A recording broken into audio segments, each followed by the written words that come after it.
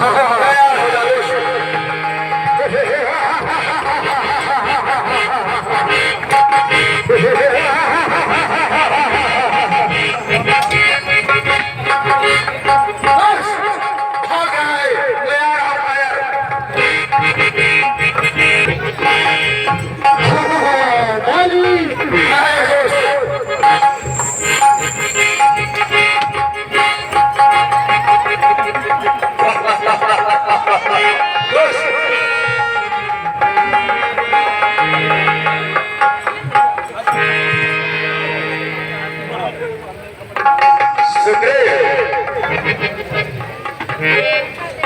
भैया यह दुष्ट राक्षस गुफा में प्रवेश कर गया है, इसलिए मैं गुफा के अंदर जा रहा हूँ और तुम गुफा के बाहर मेरा इंतजार करना।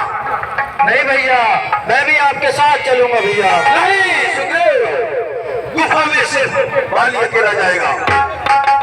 नहीं भैया, मुझे भी साथ ले चलो।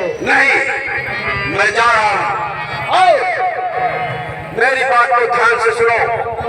अगर गुफा के अंदर से खून निकला तो समझ लेना राक्षस मारा गया, और गुफा के अंदर से दूध की धारा निकलेगी तो समझ लेना तुम्हारा भाई बाली मारा गया।